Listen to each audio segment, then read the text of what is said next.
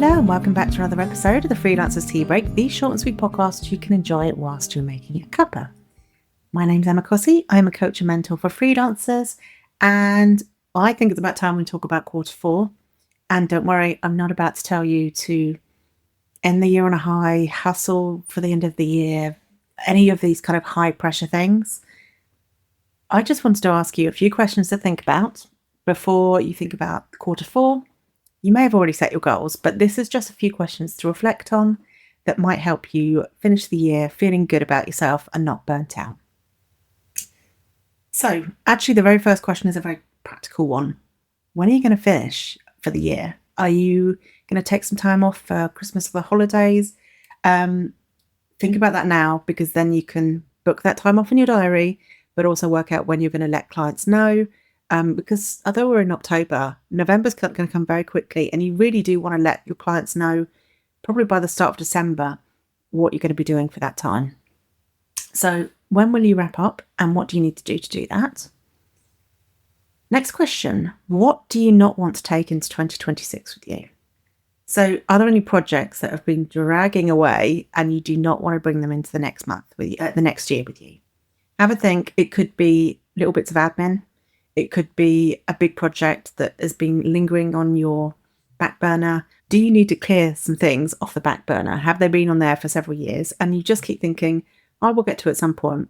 If it's been several years, even if it's been several months, it probably isn't going to come off there. So it might be a good time to clear some of those and think what you need to get done, and maybe just set aside a day to get some of these things done. Next question is, what's your energy like through sort of the autumn winter time? So actually, I think I'm probably one of those weirdos that is more energized in the colder, darker months. I was talking to someone about this week, actually. I wonder whether it's because the nights are colder and therefore I feel like I sleep better and have more energy. But I am also aware there are lots of people who are solar powered, love the sun, really struggle in winter. Adapt to that. Don't set yourself massive goals if you're going to have less energy. The shorter days are going to reduce your energy as well. If that's going to be the case, don't create massive goals for the next few months. I would highly recommend reading a book called Wintering, I think by Catherine May, but I could be wrong on the author. But it's a brilliant book about wintering periods of your life and when you should be slowing down and reflecting more. So maybe that's what this is.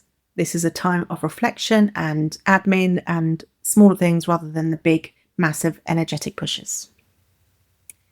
And I guess my last question for you would be, what would make you feel really proud if you achieved it by the end of the year?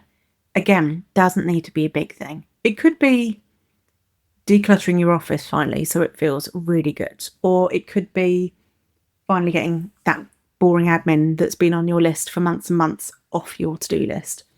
It could be being able to look back and say, I achieved my minimum financial goal for this year.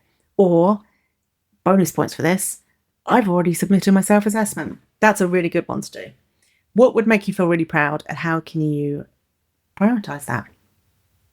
So, just some simple questions to think about. You probably have already set your goals, and if not, it's also okay if you don't want to set any goals for quarter four. Absolutely fine. I just find it gives me a bit of structure, but it's not for everybody. So that's a few things to think about. Let me know if you have come up with anything. You can come over to the Facebook group or the Discord, both are free. And let me know. Have a wonderful freelance week.